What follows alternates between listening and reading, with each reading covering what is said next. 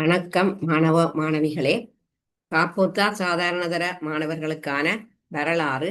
அதில் இப்போ இன்றைக்கு நாங்கள் இந்த தரம் 11 வரலாறு கற்கின்ற மாணவர்களுக்கான, அதாவது மூன்றாம் தவணையில் உள்ளடக்கப்பட்ட ஒரு பாட அலகில், அதாவது உலகில் இடம்பெற்ற பிரதான புரட்சிகள் அலகு 7. அப்போ அந்த உலகில் இடம்பெற்ற பிரதான புரட்சிகள் என்ற அந்த பாட தலைப்பில் ஒரு குறு வினாவிடை, அதாவது அதில் கூடுதலாக பகுதி ஒன்றுக்கு வரக்கூடிய மாதிரியான வினாக்களுக்கு எப்படி விடை எழுதுறது, பகுதி 2ல் வருகிற வினாக்களுக்கு எப்படி விடை எழுதுறது தொடர்பான அந்த வினாவிட மாதிரியான ஒரு பகுதியைத்தான் நான் இன்றைக்கு இந்த அலகு 7ல் உங்களுக்கு செய்ய இருக்கிறேன். உலகில் இடம்பெற்ற பிரதான புரட்சிகள். அதற்கு முதல் நீங்கள் இந்த சேனலுக்கு புதிதென்று சொன்னால் லைக் பண்ணி ஷேர் பண்ணி மறக்காம சப்ஸ்கிரைப் பண்ணுங்க. வாங்க இன்றைய வீடியோவுக்குள்ள போவோம். அப்ப இதுல நாங்கள் பார்ப்போம், உலகில இடம்பெற்ற பிரதான புரட்சிகள் என்று பார்த்தோம் என்று சொன்னால், இப்ப நாங்கள் அந்த புரட்சிகளை முதலாவது என்னென்ன புரட்சிகள் இருக்குன்னு எங்களுக்கு தெரிந்திருக்க வேண்டும். இப்போ உதாரணமா நீங்க கேள்விப்பட்டீர்கள் கைத்தொழில் புரட்சி இங்கிலாந்துல ஏற்பட்டது தெரியும். கைத்தொழில் புரட்சி அது பொருளாதார நோக்கோட தொடர்புடையதாக ஆரம்பிக்கப்பட்ட ஒரு புரட்சி. அப்ப அந்த கைத்தொழில் புரட்சி ஆரம்பம் முடிவு இல்லாத ஒன்று. இங்கிலாந்துல தான் அந்த கைத்தொழில் புரட்சி ஆரம்பமானது. அதற்கு பிறகு சமய புரட்சின்னு சொல்லி கொண்டிருந்தது. சமய புரட்சி அதாவது கத்தோலிக்க திருச்சபைக்கு எதிராக மேற்கொள்ளப்பட்ட ஒரு புரட்சி சமய புரட்சி. அது ஜெர்மனியில் மார்ட்டின் லூதரால மேற்கொள்ளப்பட்ட ஒரு புரட்சி. அது சமய புரட்சி, அது சமயம் சம்பந்தமாக. அதே போல இந்த அரசியல் ரீதியாக ஏற்பட்ட புரட்சிகள். இப்ப இந்த அரசியல் ரீதியாக ஏற்பட்ட புரட்சிகள் அது முதலாவது வினாவா போட்டிருக்கிறேன். அரசியல் ரீதியாக ஏற்பட்ட புரட்சிகள். அப்ப நான் இதுல இப்ப உங்களுக்கு பாடனுள்ள 3 புரட்சிகள்லாம் உங்களுக்கு இருக்குது. அமெரிக்க சுதந்திர போர், மற்றது பிரான்சிய புரட்சி, மற்றது ரஷ்ய புரட்சி. இது அரசியல் ரீதியாக ஏற்பட்ட புரட்சிகள். உங்களுக்கு பாட நூல்லையும் இந்த 3 பாடங்களை உள்ளடக்கியாகத்தான், 3 புரட்சிகளை உள்ளடக்கியதாகத்தான் இந்த புரட்சி இதில் தரப்பட்டிருக்கிறது உங்களுடைய பாடநூல்ல. அப்ப எங்களுக்கு நாங்கள் அரசியல் ரீதியாக ஏற்பட்ட புரட்சிகள் என்னென்ன என்றால் இதை விட வேற புரட்சிகளும் இருக்கு. இப்ப உதாரணமா பார்ப்போம். ஆங்கில புரட்சி என்றது அரசியல் ரீதியாக ஏற்பட்ட ஒரு புரட்சி. அது மாதிரி அதற்கு பிறகு வர்றதுதான் இந்த அமெரிக்க சுதந்திர போர். அதற்கு பிறகு பிரான்சிய புரட்சி, அதற்கு பிறகு ரஷ்ய புரட்சி, அதே போல சீன புரட்சி. அப்ப எங்களுக்கு இப்ப அரசியல் ரீதியாக ஏற்பட்ட புரட்சிகள் 4 இருந்தாலும், அதாவது 1 ஆங்கில புரட்சி, 2 அமெரிக்க சுதந்திர போர், அடுத்தது பிரான்சிய புரட்சி, ரஷ்ய புரட்சி என்று 4 புரட்சிகள் இருந்தாலும் சில வேளைகளில் உங்களுக்கு பகுதி ஒன்றில் கால ஒழுங்கில இந்த புரட்சிகளை ஒழுங்குபடுத்துக, கால ஒழுங்கின்படி என்று சொன்னா அந்த ஒவ்வொரு புரட்சியும் ஏற்பட்ட ஆண்டுகள். இப்ப நான் இதில் ஆங்கில புரட்சியை பற்றி போடையில ஏனண்டா பாடநூல்ல இல்லையாண்டு இப்ப பரீட்சைக்கு சில வழியெல்லாம் கேட்டால், இப்ப ஆங்கில புரட்சி என்று சொன்னா அது இடம்பெற்ற ஆண்டு கிறிஸ்துவுக்கு பின் 1688. அதே மாதிரி இதுல அமெரிக்க சுதந்திர போர் இடம்பெற்ற ஆண்டு கிறிஸ்துவுக்கு பின் 1776. அதே போல பிரான்சிய புரட்சி 1789. எல்லாமே கிறிஸ்துவுக்கு பின்னர். பிரான்சிய புரட்சி இடம்பெற்ற ஆண்டு கிறிஸ்துவுக்கு பின் 1789. அதே போல ரஷ்ய புரட்சி கிறிஸ்துவுக்கு பின் 1917. இதை விட சீன புரட்சின்னு சொல்லி ஒன்று இருந்தது. 1949 சீன புரட்சி இடம்பெற்ற ஆண்டு. அப்ப எங்களுக்கு பாடநூல்ல இந்த அரசியல் ரீதியாக ஏற்பட்ட புரட்சிகள் என்ற ரீதியில இந்த 3 புரட்சிகள் மிகவும் முக்கியமானது. ஒன்று அமெரிக்க சுதந்திர போர், அதே போல 2வது பிரான்சிய புரட்சி, அதே போல இந்த ரஷ்ய புரட்சி என்று உங்களுக்கு அந்த 3 தான் பாடத்துல தந்திருக்கிறேன். அப்ப இதுல நாங்கள் இப்ப எடுத்தோம்னு சொன்னால், இப்ப ஒவ்வொரு இந்த தரப்பட்ட 3 புரட்சிகளுக்கும் ஒரு தனித்தனி சுலோகங்கள் அல்ல தாரக மந்திரங்கள் இருக்கிறது. இப்ப நாங்க பார்ப்போம். இதுல இப்ப அமெரிக்க சுதந்திர போர் என்று சொன்னா அதுல கூறப்பட்ட பிரதான கோஷம், எழுப்பப்பட்ட கோஷம் என்னன்னு சொன்னால், பிரதிநிதித்துவம் இன்றேல் வரியும் இல்லை. அப்ப சில நேரம் உங்களுக்கு ஒரு பகுதி ஒன்றுல கேட்கலாம், அதாவது பிரதிநிதித்துவம் இன்றேல் வரியும் இல்லை என்ற கோஷம் எந்த புரட்சியுடன் தொடர்புடையது. அப்ப இதுல இப்ப 4 புரட்சியை தெரிவினம். அமெரிக்க சுதந்திர போர், பிரான்சிய புரட்சி, ரஷ்ய புரட்சி, சீன புரட்சி ரெண்டு தந்தால் அப்ப எங்களுக்கு தெரியும் அதுக்கு விட அமெரிக்க சுதந்திர போர். அப்ப அந்த அமெரிக்க சுதந்திர போர்ல தான் இந்த கோஷம் எழுப்பப்பட்டது. பிரதிநிதித்துவம் இன்றேல் வரியும் இல்லை என்ற ஒரு கோஷம் அங்கதான் காணப்பட்டது. அதை மாதிரி இப்ப நாங்க பிரான்சிய புரட்சி எடுத்தோம்னு சொன்னா அங்க வந்து பூர்வன் வம்சம், அதாவது முடியாட்சிக்கு எதிரான ஒரு புரட்சி தான் இந்த பிரான்சிய புரட்சி. முடியாட்சி பூர்வன் வம்ச இனத்தவர் முடியாட்சிக்கு எதிராக மேற்கொண்ட புரட்சி பிரான்சிய புரட்சி என்று சொல்லப்படுது. அப்ப அது கிறிஸ்துவுக்கு பின் 1789ஆம் ஆண்டு தான் இந்த புரட்சி ஏற்பட்டது. அப்ப அந்த புரட்சி, இந்த பிரான்சிய புரட்சிக்கும் ஒரு சுலோகம் அல்ல தாரக மந்திரம் இருக்குது. சுதந்திரம், சமத்துவம், சகோதரத்துவம். அநேகமாக பகுதி ஒன்றில் வேற ஒரு கேள்வியல், அதாவது சுதந்திரம், சமத்துவம், சகோதரத்துவம் எந்த புரட்சியுடன் தொடர்புடையது என்றால் அது பிரான்சிய புரட்சியோட தான் தொடர்புடையது. அதே மாதிரி இந்த ரஷ்ய புரட்சிக்கு ஒரு சுலோகம் இருக்கிறது அல்ல தாரக மந்திரம், அதாவது சமாதானம், நிலம், உணவு என்று சொல்லி போடப்பட்டிருக்கு. சமாதானம், நிலம், உணவு. சில வேளையில இப்ப சமாதானத்துக்கு அமைதி என்று தருவார்கள், நிலத்துக்கு காணி என்று சொல்வார்கள், உணவுக்கு பான் என்று சொல்வார்கள். அப்படி வந்தாலும் அதுவும் அதுன்ற சுலோகம் தான். இப்ப சமாதானம், நிலம், உணவு என்று சொல்லலாம். அல்ல சமாதானத்தை சில வேளை பேப்பர்கள்ல அமைதி, காணி, பான் என்று சொன்னாலும் அதுவும் இந்த ரஷ்ய புரட்சியினுடைய ஒரு சுலோகமாகத்தான் காணப்படுகின்றது. அப்ப ஆகவே எங்களுக்கு தெரியும் இந்த அரசியல் ரீதியாக ஏற்பட்ட புரட்சிகள்ல அமெரிக்க சுதந்திர போர், பிரான்சிய புரட்சி, ரஷ்ய புரட்சி மிகவும் முக்கியமானது. அடுத்த இரண்டாவது வினாவை பார்ப்போம். இதில் அமெரிக்க சுதந்திர போர் இடம்பெற்ற ஆண்டு, அது இப்ப நான் சொன்னான் கிறிஸ்துவுக்கு பின் 1776. இது வந்து உங்களுக்கு அந்த பகுதி ஒன்றில் வர்ற வினாக்களுக்கு இப்படி இப்படி எழுதுறதுக்காக நான் இதை செய்திருக்கேன். இப்போ நான் புரட்சி தொடர்பாக ஒரு மெயின் வீடியோ ஒன்று செய்திருக்கிறேன். அதை நீங்கள் என்னுடைய வீடியோக்களில் போனால் பார்க்கலாம். அதில் வந்து நான் அந்த புரட்சிகளை முழுமையாக செய்திருக்கிறேன். பிரான்சிய புரட்சி, ரஷ்ய புரட்சி, அமெரிக்க சுதந்திர போர் முழுமையாகவே பாடநூலை அடிப்படையாக வைத்து செய்திருக்கிறேன். இதில் நான் உங்களுக்கு குறு வினாவடியாகத்தான் போட்டிருக்கிறேன். பகுதி ஒன்று பகுதி ரெண்டுக்கு இலகுவாக அப்படி எழுதக்கூடிய மாதிரி. அப்ப ஆகவே அடுத்தது பார்ப்போம். மூன்றாவது, இந்த அமெரிக்க சுதந்திர போருக்கான உடனடி காரணம் யாது? அதாவது அமெரிக்க சுதந்திர போருக்கான உடனடி காரணம் என்ன என்று கேட்டால் அதற்குரிய விட வந்து இந்த பொஸ்டன் தேநீர் விருந்து என்று சொல்லி சொல்லப்படுகின்றது. அதாவது பொஸ்டன் தேநீர் விருந்து என்ற சம்பவம் தான் இந்த அமெரிக்க சுதந்திர போருக்கான உடனடி காரணமாக கருதப்படுகின்றது. அப்ப அதுல நாங்கள் இப்ப கேட்கலாம் உங்களுக்கு, இப்ப இந்த பகுதி 2ல இந்த அமெரிக்க சுதந்திர போருக்கான உடனடி காரணத்தை குறிப்பிட்டு விளக்குக என்று கேட்கலாம். அப்ப இந்த பொஸ்டன் தேநீர் விருந்து என்றது ஏன் அந்த பெயர் வந்தது என்று சொன்னால், அதாவது 1773ஆம் ஆண்டு டிசம்பர் மாதம் பொஸ்டன் துறைமுகத்தில் தரித்திருந்த தேயிலையுடன் கூடிய கப்பலில் மாறுவேடம் தரித்து நுழைந்த பொஸ்டன் மக்கள் அதிலிருந்த 342 தேயிலை பெட்டிகளை கடலில் வீசியிருந்தனர். இதுவே பொஸ்டன் தேநீர் விருந்து என அழைக்கப்படும். உங்களுடைய பாடநூல்ல 126ஆம் பக்கத்துல இந்த வசனம் அப்படியே இருக்கு. பொஸ்டன் தேநீர் விருந்து என்றால் என்ன, அதுக்குரிய விளக்கம் வந்து 1773ஆம் ஆண்டு டிசம்பர் மாதம் பொஸ்டன் துறைமுகத்தில் தரித்திருந்த தேயிலையுடன் கூடிய கப்பலில் மாறுவேடம் தரித்து நுழைந்த பொஸ்டன் மக்கள், அதாவது அந்த குடியேற்றவாசிகள், அதுல இருந்த 342 தேயிலை பெட்டிகளை கடலில் வீசினர் அல்லது கடல்ல தள்ளிவிட்டனர். இதுவே பொஸ்டன் தேநீர் விருந்து என கருதப்படுகின்றது. அப்ப இந்த நிகழ்வைத்தான் நாங்க சொல்றோம் அமெரிக்க சுதந்திர போரினுடைய ஆரம்பம் அல்லது அமெரிக்க சுதந்திர போருக்கான உடனடி காரணமாக இதனை நாங்க கருதுறோம் இந்த பொஸ்டன் தேநீர் விருந்து. அப்ப இவ்வாறு இந்த சம்பவம் நிகழ்ந்ததுனால இந்த பொஸ்டன் நிகழ்விற்கு நட்டகீடு செலுத்தும் வரை இந்த பொஸ்டன் துறைமுகத்தை மூடுவதற்காக பிரித்தானிய அரசாங்கம் நடவடிக்கை எடுத்தது. அப்ப இது தவிர பல்வேறு சட்டங்களை அமல் செய்து இந்த குடியேற்றவாசிகளுடைய கருத்துக்களை எல்லாம் புறக்கணித்து அந்த மசாசுசெட்ஸ், ஜோர்ஜியா அந்த குடியேற்றங்களின் நிர்வாகத்தை சீர்திருத்தி அமைக்க நடவடிக்கை எடுக்கப்பட்டது. அப்ப இதை வச்சுக்கொண்டுதான் 1774ஆம் ஆண்டு இந்த பிலடெல்பியா நகர்ல ஒரு மகாநாடு ஒன்றை கூடி அங்க வந்து இந்த அமெரிக்க சுதந்திர போர் தொடர்பான ஒரு அமெரிக்க கண்டத்தின் முதலாவது மகாநாடும் அங்க கூட்டப்பட்டது. அந்த மகாநாட்டத்தை நாங்க சொல்றோம் பிலடெல்பியா மாநாடு. இப்ப நீங்க அது ஒன்றும் தேவையில்லை. இப்ப நான் சொன்ன இந்த அமெரிக்க சுதந்திர போருக்கான உடனடி காரணம் நீங்க விஷயத்துக்கு வரலாம், இந்த பொஸ்டன் தேநீர் விருந்து. அப்ப நான் ஏற்கனவே சொன்ன மாதிரி பொஸ்டன் தேநீர் விருந்து என்றதற்கு ஒரு விளக்கத்தை கொடுக்கலாம்.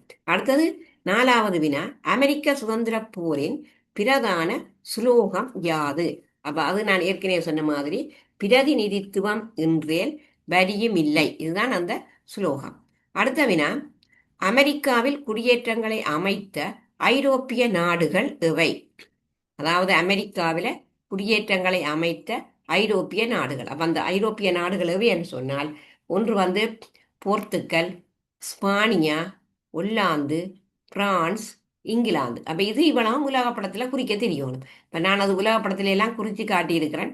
என்னுடைய உலக படங்கள்ல நீங்க போய் பார்த்தீங்கடா வீடியோக்கள்ல, அதுல வந்து இந்த போர்த்துக்கல், ஸ்பானியா, மற்ற ஒல்லாந்து, பிரான்ஸ், இங்கிலாந்து எல்லாம் குறித்து காட்டியிருக்கிறேன். அப்ப ஆகவே இந்த அமெரிக்காவில் குடியேற்றங்களை அமைத்த ஐரோப்பிய நாடுகளவே என்று சொன்னால், இதுல தரப்பட்ட போர்த்துக்கல், ஸ்பானியா, ஒல்லாந்து, பிரான்ஸ், இங்கிலாந்து இவ்வளவு நாடுகளும் இங்க வந்து இந்த குடியேற்றங்களை அமைத்திருக்கின்றது. அப்ப இந்த ஐரோப்பியர் வந்து இந்த அமெரிக்காவில இந்த குடியேற்றங்களை அமைப்பதில் செல்வாக்கு செலுத்திய காரணிகள் என்னன்னு கேட்கலாம். அதாவது ஐரோப்பியர் அமெரிக்காவில குடியேற்றங்களை அமைப்பதில் செல்வாக்கு செலுத்திய காரணிகள். அப்ப அதுக்கு என்ன காரணிகள்னு சொன்னால், இப்ப சமய சுதந்திரம் பெறுவதற்காகவும் வர்த்தகம் மூலம் லாபம் ஈட்டுவதற்காகவும் மற்றது வந்து செல்வம் புகழ் இவற்றை பெறுவதற்காகவும் தான் அங்க வந்து இந்த ஐரோப்பியர் போய் அமெரிக்காவில இந்த குடியேற்றங்களை அமைத்திருக்கின்றார்கள். அப்ப ஐரோப்பியர்கள் அமெரிக்காவில குடியேற்றங்களை அமைப்பதற்கான குடியேற்றங்களை அமைப்பதில் செல்வாக்கு செலுத்திய காரணிகள்னு சொன்னா 3 காரணிகள். ஒன்று சமயம் சுதந்திரம் பெறுவது, 2வது வர்த்தகம் மூலம் லாபம் ஈட்டுவது, 3வது செல்வம் புகழை பெறுதல். இந்த 3 காரணங்களுக்காகத்தான் ஐரோப்பியர் இந்த அமெரிக்காவில குடியேற்றங்களை அமைத்துக் கொண்டார்கள். அடுத்தது இந்த குடியேற்றங்களை பற்றி பார்ப்போமாறாவது, இந்த வட அமெரிக்காவில் பிரித்தானியரால் நிறுவப்பட்ட முதலாவது குடியேற்றம் எது? வட அமெரிக்காவில் பிரித்தானியரால 13 குடியேற்றங்கள் நிறுவப்பட்டது. அந்த 13 குடியேற்றங்கள்ல முதலாவதாக நிறுவப்பட்ட குடியேற்றம் எதுன்னு சொன்னால் வேர்ஜினியா என்ற குடியேற்றம் தான் முதலாவதாக நிறுவப்பட்ட குடியேற்றம். அப்ப அந்த வேர்ஜினியா குடியேற்றத்தை நாங்கள் எடுத்தோம்னு சொன்னால் அது வந்து 1607ஆம் ஆண்டு அமைக்கப்பட்டது. இந்த வேர்ஜினியா என்ற குடியேற்றம் 1607ஆம் ஆண்டு அமைக்கப்பட்டது. அதே மாதிரி வட அமெரிக்க குடியேற்றத்தில் பிரித்தானியரால் இறுதியாக நிறுவப்பட்ட குடியேற்றம் எது என்று சொன்னா ஜோர்ஜியா. இது எத்தனையாம் ஆண்டு நிறுவப்பட்டன்னு சொன்னா கிறிஸ்துவுக்கு பின் 1733ஆம் ஆண்டு இது வந்து நிறுவப்பட்டது. அப்ப ஆகவே எங்களுக்கு தெரியும் இந்த வட அமெரிக்காவில் பிரித்தானியரால் நிறுவப்பட்ட குடியேற்றங்கள் 13. அதுல முதலாவதாக நிறுவப்பட்ட குடியேற்றம் வேர்ஜினியா, இறுதியாக நிறுவப்பட்ட குடியேற்றம் இந்த ஜோர்ஜியா. அப்ப அதுல நாங்கள் பார்ப்போம் இல்லை, அந்த 13 குடியேற்றங்களும் நான் இதுல போட்டிருக்கிறேன். அதாவது இந்த வினாவை பார்ப்போம். பிரித்தானியரால் அமெரிக்காவில் நிறுவப்பட்ட 13 குடியேற்றங்களும் எவை? அப்ப இதுல நான் 13 குடியேற்றங்களும் போட்டிருக்கிறேன். ஒன்று வேர்ஜினியா என்று சொன்னா அது முதலாவது குடியேற்றம் வேர்ஜினியா. அடுத்த ரோட தீவு, மேரிலாந்து, பென்சில்வேனியா, கெனக்டிக்கட், தென் கரோலினா, அடுத்தது வட Carolina, New Hampshire, New Jersey, அடுத்தது மசாசுசெட்டி, டெலவர், நியூயார்க், ஜோர்ஜியா இறுதி குடியேற்றம். ஆகவே இந்த ஜோர்ஜியாண்ட இறுதி குடியேற்றம் 1733ஆம் ஆண்டு நிறுவப்பட்டது. இதுல முதலாவது குடியேற்றம் வேர்ஜினியா கிபி 1607 நிறுவப்பட்டது என்று இதுல சொல்லப்படுகிறது. ஆகவே அந்த பிரித்தானியரால் அமெரிக்காவில் நிறுவப்பட்ட அந்த 13 குடியேற்றங்களும் இதுல நான் போட்டிருக்கேன். சில நேரம் இப்போ ஒரு பகுதி 2 வினாவிலையோ அல்ல பகுதி 1 வினாவிலையோ இந்த இந்த 13 குடியேற்றங்களை வைத்துக்கொண்டே கேள்விகள் கேட்கலாம். இப்ப முதலாவது குடியேற்றம் எது, அல்ல இறுதியாக நிறுவப்பட்ட குடியேற்றம் எது, அல்ல ஒரு பகுதி 2ல கேட்கலாம். பிரித்தானியரால் அமெரிக்காவில் நிறுவப்பட்ட 3 குடியேற்றங்களை பெயரிடுக. 3 புள்ளிகளுக்கு 3 குடியேற்றம். அப்ப நீங்க முதலாவதையும் இறுதியையும் இதுல ஏதாவது ஒன்றை போட்டுக் கொள்ளலாம். அப்ப இதுக்கு முதல் நான் சொன்னேன் உங்களுக்கு அந்த அமெரிக்க சுதந்திர போரின் ஆரம்ப நிகழ்வாக கருதப்படுவது எது, அதுக்கு இங்க விளக்கம் போட்டிருக்கேன். பொஸ்டன் தேநீர் விருந்து. அப்ப இதுல விளக்கம் 1773ஆம் ஆண்டு டிசம்பர் மாதம் பொஸ்டன் துறைமுகத்தில் தரித்து நின்ற தேயிலையுடன் கூடிய கப்பலில் மாறுவேடத்தில் நின்ற பொஸ்டன் மக்கள் அங்கிருந்த 342 தேயிலை பெட்டிகளை கடலில் வீசியமை இந்த நிகழ்வு அமெரிக்க சுதந்திர போரின் ஆரம்பம் என கருதப்படுகின்றது. அப்ப இதுதான் அந்த அமெரிக்க சுதந்திர போரின் அந்த ஆரம்பம். உடனடி காரணம் இந்த சம்பவம் தான். அந்த உடனடி காரணத்தை கேட்டு உங்களை விளக்கு வேண்டா நீங்கள் இப்படி ஒரு விளக்கத்தை நீங்கள் கொடுக்கலாம். அப்ப இப்ப 13 குடியேற்றங்கள் எங்களுக்கு எவை என்று தெரியும். இந்த 13 குடியேற்றங்கள் வந்து இதுல ஒரு படம் ஒன்று போட்டிருக்கேன். இது வந்து வட அமெரிக்கான்ற ஒரு பகுதி தான் இது. இதுல போட்டு அதாவது வட அமெரிக்காவில் இருந்த 13 பிரித்தானிய குடியேற்றங்கள். அப்ப இதுல வந்து இந்த கண்டம் முழுமையா வட அமெரிக்கா தான் குறிக்கின்றது. இப்ப உங்களுக்கு தெரியும் உலகில் இருக்கிற கண்டங்கள் 7. அதுல வட அமெரிக்கா, தென் அமெரிக்கா, ஐரோப்பா, ஆசியா, ஆஸ்திரேலியா, அதே போல அந்தார்டிகா கண்டம் வந்து அதுல நாங்க இப்போ 7 கண்டங்கள் இருக்கின்றது. அப்ப இங்க நாங்க பார்ப்போம் இதுல வந்து இது தனிய வட அமெரிக்கா கண்டம் தான் இந்த இந்த சதுரப்பட்டிக்கே இருக்கு. அதுல இந்த வட அமெரிக்காவில் வந்து அந்த பிரித்தானியரால நிறுவப்பட்ட அந்த பிரித்தானிய குடியேற்றங்கள் வந்து 13 இந்த இடத்துல தான் நிறுவப்பட்டிருக்கு. இது வட அமெரிக்கா. இங்கால நாங்க பார்த்தோம்னு சொன்னா கிழக்கு பக்கமாக இவ்விடத்துல இந்த நிறந்தீட்டப்பட்ட பகுதி தான் 13 குடியேற்றங்களும் நிறுவப்பட்ட பகுதி. அந்த 13 குடியேற்றங்களை பிறகு இங்கே இப்படி போட்டிருக்கிறேன் இந்த படத்துல. அப்ப இதுல நாங்க பார்த்தோம்னு சொன்னா இப்ப முதலாவது நாங்கள் இதுல ஒவ்வொன்றும் போட்டிருக்கிறோம். இங்கால கனடா, இதுல தரப்பட்டிருக்கிறது, இதுல பென்சில்வேனியா என்ற ஒரு பகுதி தந்திருக்கிறேன். அதே மாதிரி அதுக்கு பக்கத்துல நியூயார்க், அதே போல நியூ ஹம்சயர், மாசசூசெட்ஸ் இதுல இருக்கு. அதுமாதிரி ரொட் தீவுகள், கெனக்டெக்கட், அதே போல வியர்ஜினியா. இதுதான் இந்த வட அமெரிக்காவில் நிறுவப்பட்ட முதலாவது குடியேற்றம். இந்த வியர்ஜினியான்றது இந்த பிரதேசத்தை குறிக்கின்றது. வட கரோலினா அதுக்கு கீழே, அதுக்கு கீழே தென் கரோலினா. அது மாதிரி அந்த 13 குடியேற்றத்துல இறுதியா நிறுவப்பட்ட குடியேற்றம் அது வந்து ஜோர்ஜியா என்று சொல்லப்படுகிறது.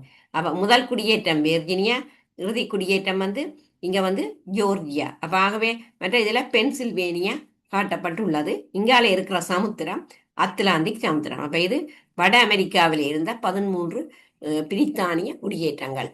அப்ப இதை நீங்கள் இந்த படத்துல பார்க்கக்கூடியதாக இருக்கும்.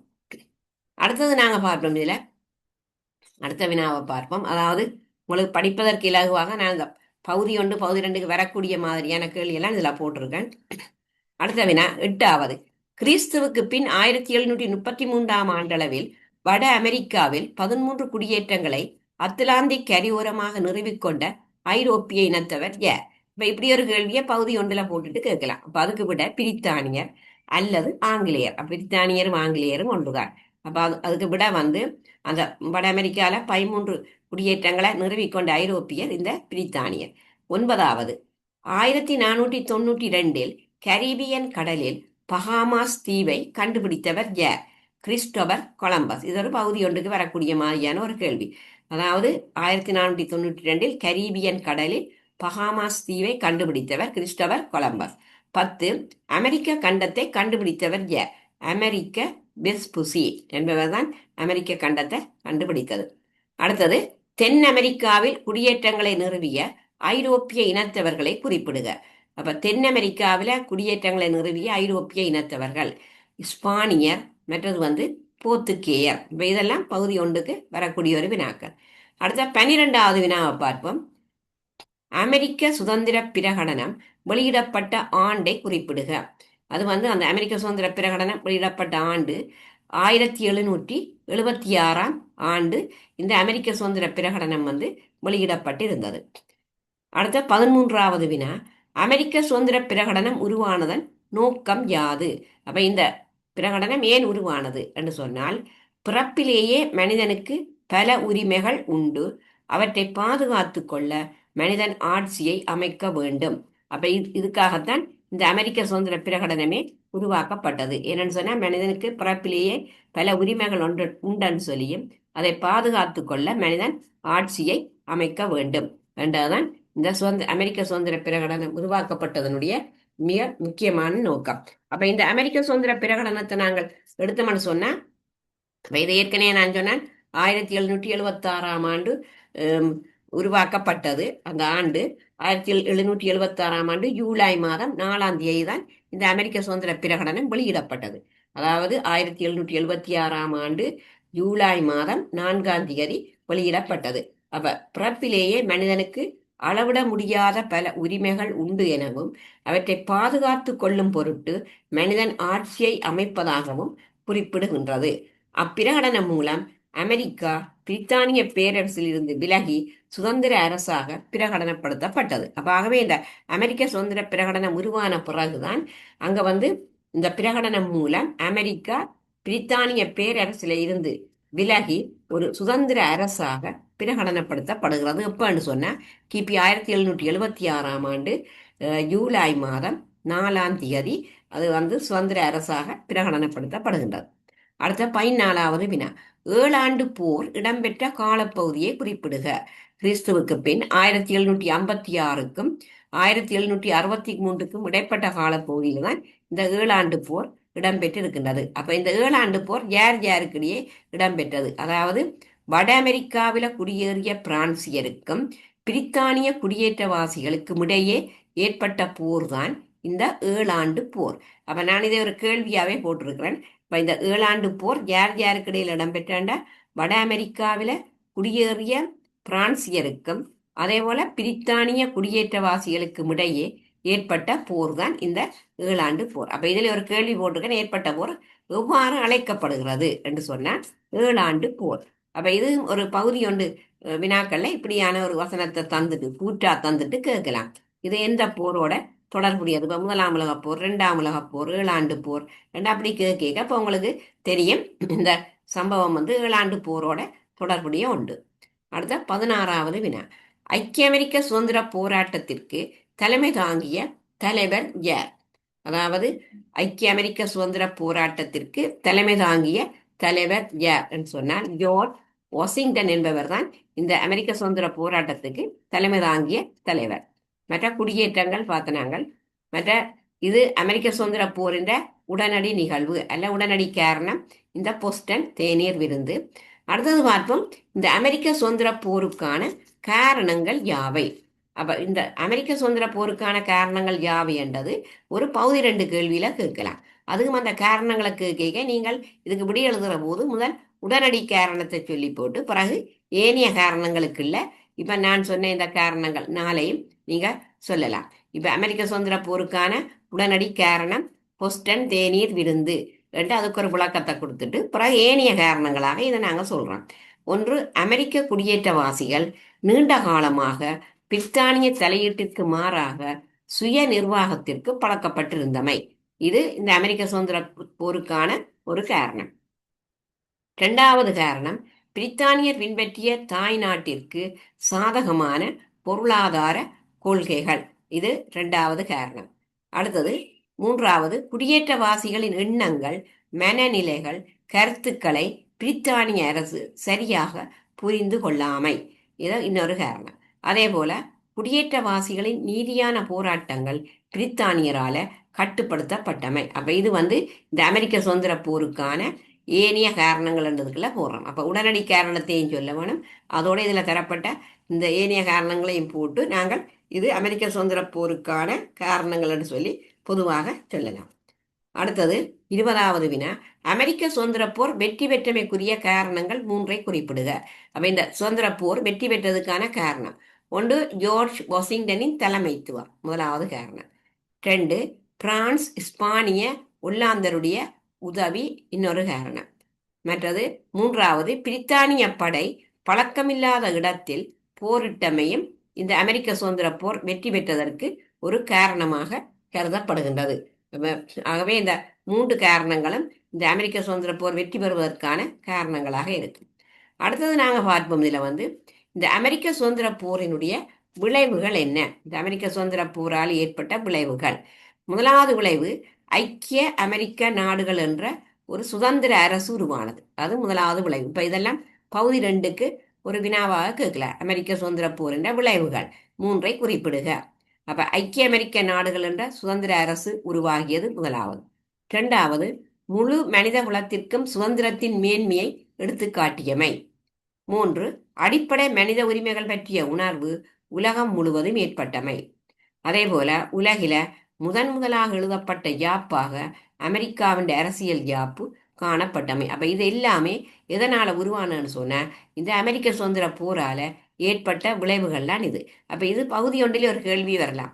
உலகில முதலாக எழுதப்பட்ட யாப்பாக கருதப்படுவது எது என்று கேட்டால் அது அமெரிக்காவினுடைய அரசியல் யாப்பு தான் உலகில முதலாக எழுதப்பட்ட யாப்பாக கருதப்படுது. அப்ப இது எதனால் ஏற்பட்டாண்டா இந்த அமெரிக்க சுதந்திர போரின் விளைவுகளால ஏற்பட்ட ஒன்று. ஆகவே இது அமெரிக்க சுதந்திர போரின் விளைவுகளாக நாங்கள் எடுக்கலாம். அடுத்தது, ஐரோப்பியர் வரும்போது அமெரிக்காவில் வாழ்ந்த ஆதிக்குடிகளை பெயரிடுக. அப்ப ஐரோப்பியர்னு சொன்னா அப்ப நாங்கள் பொதுவாகவே ஐரோப்பிய இனம்ண்டா போர்த்துகேயர், ஒல்லாந்தர், ஆங்கிலேயர்ன்றா சொல்லலாம். அப்ப இங்க ஐரோப்பியர் வரும்போது அமெரிக்காவில் வாழ்ந்த ஆதிக்குடிகள், அப்ப ஒன்று செவ்விந்தியர்கள், மற்றது மாயன்கள், அஸ்டோக்கியர், மற்றது இன்கா என்ற இனம், அதாவது இன்கா.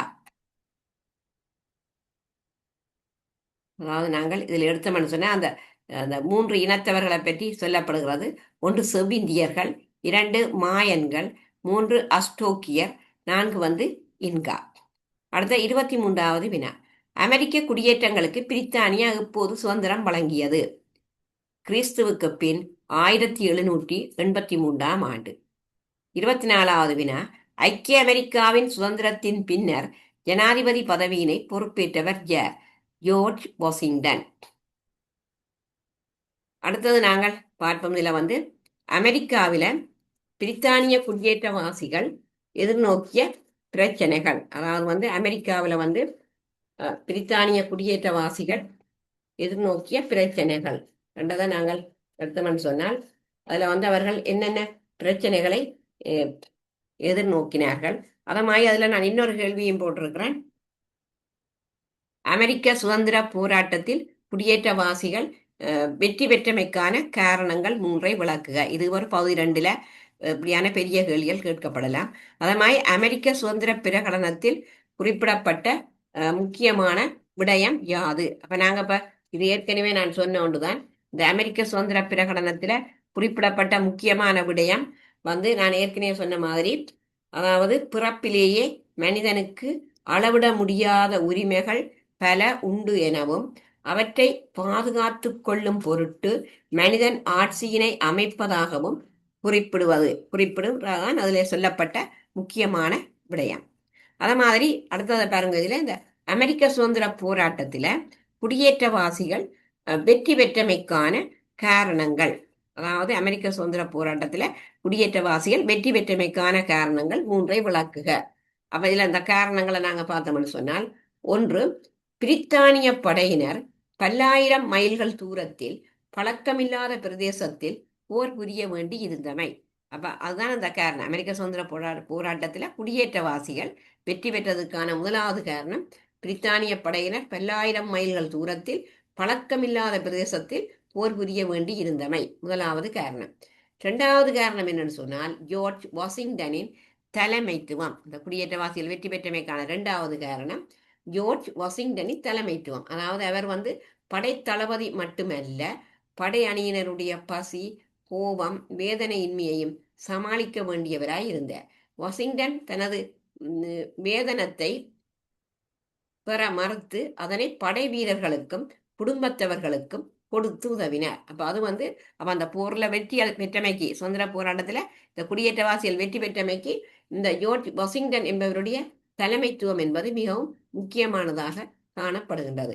அதே போல நாங்கள் இன்னொன்று எடுத்தோம்னு சொன்னால், அத்லாந்திக் கடலை கடந்து பாரிய படையணியை அமெரிக்காவில் வைத்திருப்பது பிரித்தானியருக்கு சுமையாக மாறியமை. இது 3வது காரணம். அதாவது அத்லாந்திக் கடலை கடந்து பாரிய படை அணியை அமெரிக்காவில் வைத்திருப்பது பிரித்தானியருக்கு சுமையாக மாறியமை.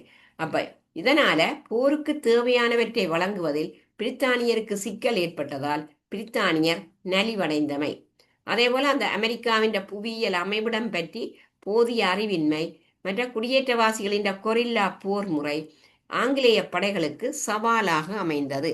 அப்ப அதனாலதான் இந்த குடியேற்றவாசிகள் இந்த அமெரிக்க சுதந்திர போராட்டத்துல வெற்றி பெற்றார்கள். அதே போல நான் இன்னொரு காரணம் சொல்லலாம். அமெரிக்காவின் பாரிய அளவும் அமெரிக்காவின் பிரச்சாரமும் பிரித்தானியருக்கு எதிராக அமைந்தமை. அதாவது அமெரிக்காவின் பாரிய அளவும் அமெரிக்கர்களின் பிரச்சாரமும் பிரித்தானியருக்கு எதிராக அமைந்தமை, அதுவும் இங்க ஒரு முக்கிய காரணமாக காணப்படுகிறது. அந்த குடியேற்றவாசிகள் வெற்றி பெறுவதற்கான காரணங்கள். அப்ப இப்படியானது கூடுதலாக பகுதி 2ல் கேட்கப்படலாம். அப்ப அது அதுல மிக முக்கியமான ஒரு வினா. அத மாதிரி இந்த குடியேற்றவாசிகள் எதிர்நோக்கிய பிரச்சனை. அடுத்தது நாங்கள் அமெரிக்காவில் 25வது வினா, அமெரிக்காவில் பிரித்தானிய குடியேற்றவாசிகள் எதிர்நோக்கிய பிரச்சனைகள் என்ன? அப்போ அதெல்லாம் பிரச்சனைகள் கேட்டிருக்கிறேன். அதில் நாங்கள் பிரச்சனை எடுத்தோம்னு சொன்னால் முக்கியமான பிரச்சனை பிரித்தானிய குடியேற்றங்களுக்கு வடக்கில் நிலவிய பிரான்சியரின் ஆதிக்கம். அது முதலாவது அவர்கள் எதிர்நோக்கின மிக முக்கியமான பிரச்சனை வந்து பிரித்தானிய குடியேற்றங்களுக்கு வடக்கில் நிலவிய பிரான்சியரின் ஆதிக்கம். அதமாய் அதுல இரண்டாவது அமெரிக்க குடியேற்றங்கள் மேற்கே பரவ தடையாக விளங்கிய செவ்விந்தியருடைய அச்சுறுத்தல்கள் அதுவும் வந்து இந்த பிரித்தானிய குடியேற்றவாசிகள் வந்து எதிர்நோக்கிய ஒரு முக்கியமான பிரச்சனையாக கருதப்படுகின்றது.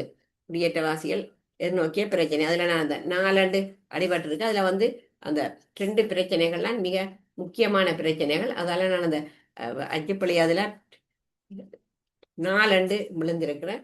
அதுல வந்து 2 பிரச்சனைகள் மிக முக்கியமான பிரச்சனைகள். இப்ப ஏற்கனவே நான் சொன்ன முதலாவது பிரச்சனை வந்து பிரித்தானிய குடியேற்றங்களுக்கு வடக்கில் நிலவிய பிரான்சியரின் ஆதிக்கம், அது முதலாவது பிரச்சனை. இரண்டாவது அமெரிக்க குடியேற்றங்கள் மேற்கே பரவ தடையாக விளங்கிய செவிந்தியருடைய அச்சுறுத்தல்கள் என்று சொல்லலாம். அப்ப இது வந்து கூடுதலாக 1763ஆம் ஆண்டுதான் இந்த குடியேற்றவாசிகள் இப்படியான பிரச்சனைகளை வந்து இவர்கள் எதிர்நோக்கி இருந்தார்கள். அப்ப அது வந்து அதுல மிக முக்கியமானது. அப்ப இப்படியான வினாக்கள் உங்களுக்கு வந்து பகுதி 2ல கேட்கப்படலாம். இப்ப 25வது 26வது 27வது வினாக்கள்.